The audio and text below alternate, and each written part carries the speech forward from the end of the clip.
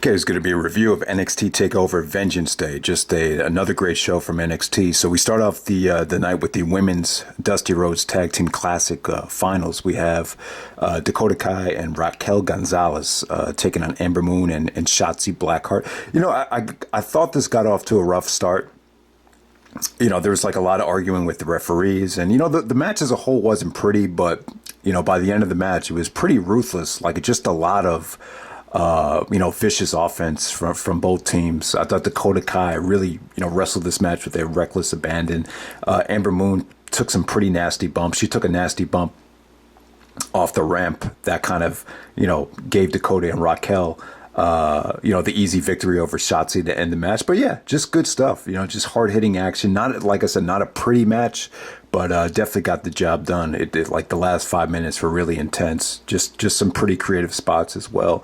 So our next match, we have Johnny Gargano taking on Kushida in a singles match for the NXT North American Championship. This is a lot better than I expected. And the one thing I got to give Johnny Gargano credit for is his matches, as a heel, like this type of heel, especially with the faction and considering who his girlfriend is, you would just expect a little bit of a drop off, kind of like that Austin Aries effect where, he waters down his wrestling in terms of trying to get the character over, which we saw in Ring of Honor in 2009. But yeah, the Gargano, there's no drop off at all, whether he's a babyface or a chicken shit heel or whatever type of incarnation of Johnny Gargano you're getting. It's like the wrestling is always solid. Like it's always at that level. And this is just another great match. I was a little bit worried too about Kushida. Like, I think this is one of the first times Kushida's been on a NXT pay-per-view. And, wrestling in jeans, it's like, how the hell are you going to wrestle a match in jeans? But I guess I get why they do it. It kind of gives Kushida like a different type of look.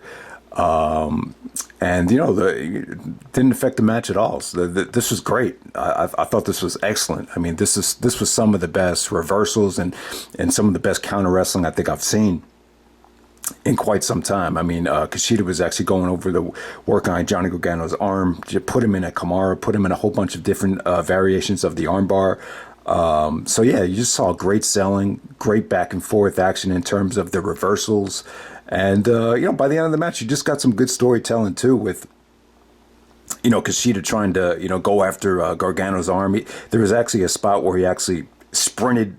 There was this ramp that this pay-per-view had, and Kushida actually tried to sprint and kick his arm at the same time. He succeeded in doing it, but Gargano actually countered, used the ropes, and then hit the springboard DDT to get the victory there. But yeah, good stuff, man. I thought this was a lot better than expected. I thought maybe considering the spot this was on the show, it wouldn't be that good. But yeah, a lot better than I was anticipating there. Great stuff. All right, so next up you have the men's Dusty Rhodes Tag Team Classic Finals. So we have this new hot tag team that kind of came out of nowhere. I mean, the first time I heard of them was the semifinal match on the Go Home show. This new tag team called MSK, featuring Nash Carter and Wes Lee, taking on the Grizzled Young Veterans. I'm assuming that, NXT borrowed these guys, just for this tournament.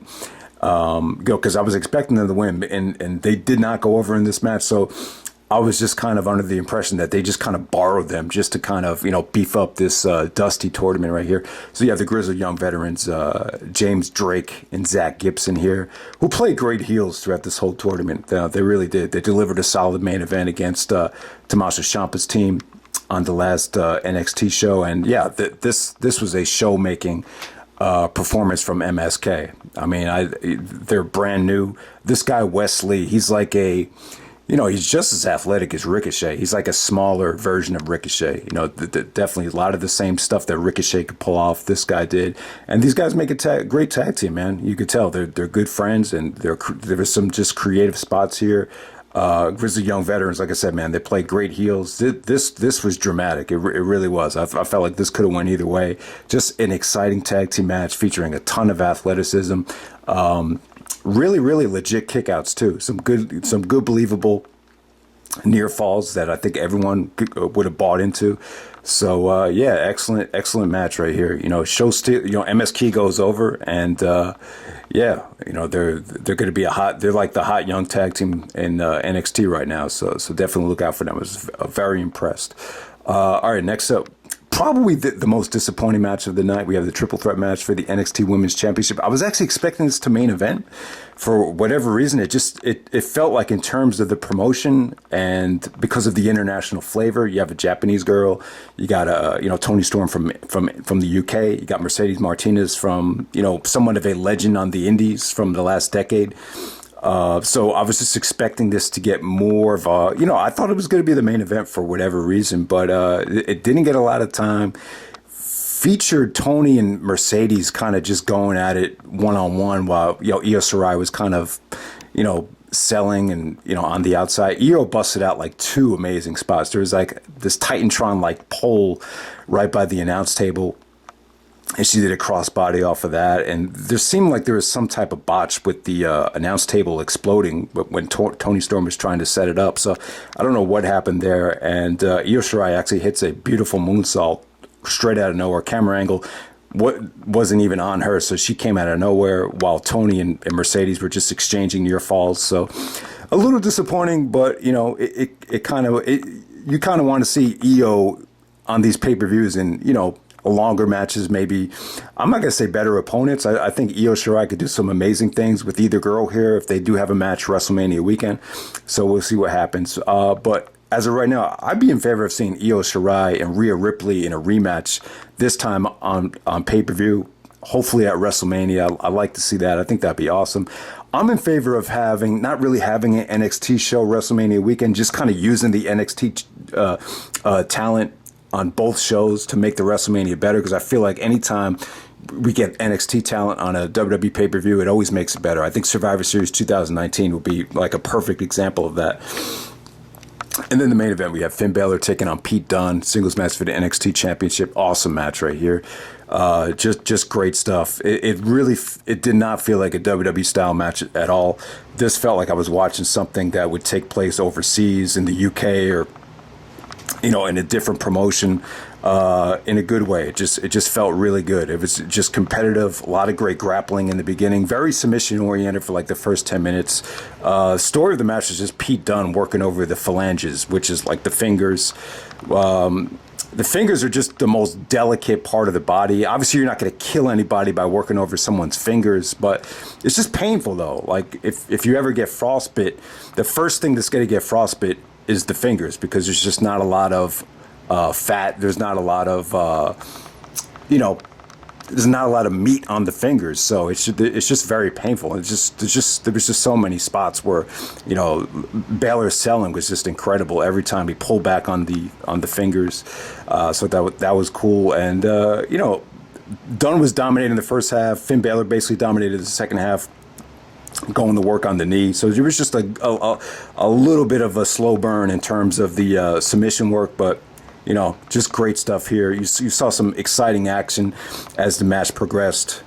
One of the most impressive spots was Finn Balor going for the coup de grace and Pete Dunne countering that into a triangle choke. I thought that was cool. Just everything about this match was awesome. Hard-hitting action, just satisfying, back and forth from both guys. It was just awesome stuff. So, yeah, man, this is one of the best matches I think Finn Balor's had. The only matches I think you could put over this were the, maybe the Kyle O'Reilly match. But yeah, this was right up with it, man. This was definitely the match of the night. Yeah, I mean, one of the best matches I've seen from Pete Dunne as well. Both these guys have been in a part of some amazing matches, but this is up there with, arguably one of the best matches of either guy's career. It was just, very well done. I thought the aftermath was entertaining as well.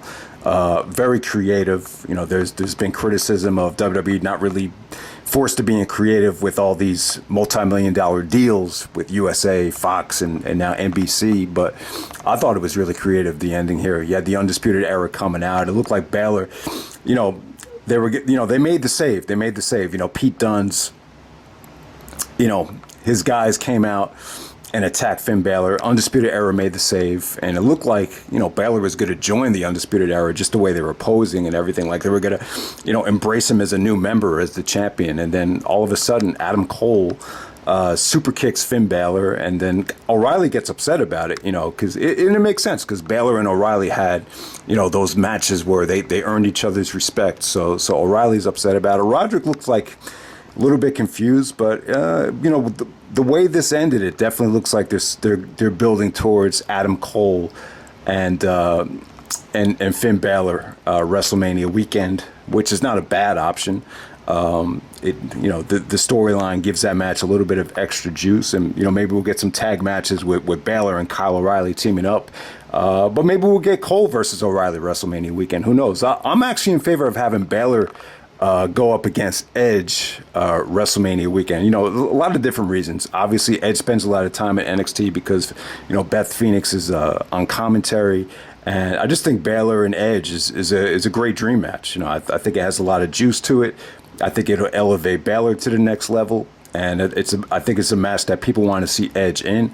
So I really would still want to see Balor versus Edge, even now, more so now, being that they teased it.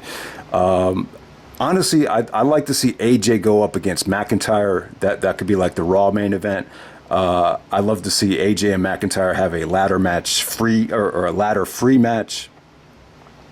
The last match was a TLC match, and obviously Miz and Morrison free as well. I don't want to see Miz trying to cash in during their WrestleMania match or anything like that. So I definitely think AJ and McIntyre, that's a logical match that I think a lot of people would still like to see, gimmick free.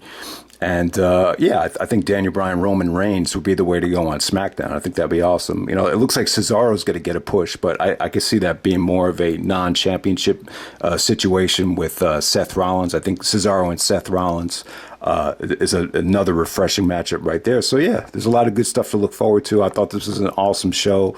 Really not much to complain about. Finn Balor and Pete Dunne, match of the night, incredible main event. And, Gargano and Kushida was pretty amazing as well. The Dusty matches, I thought they delivered in their own ways, to be honest with you. The only weak link on the show was the Io Shirai match, but, it was kept short. And I don't know, I wasn't really thrilled about that triple threat combination anyway. So yeah, man, awesome show. Definitely check it out.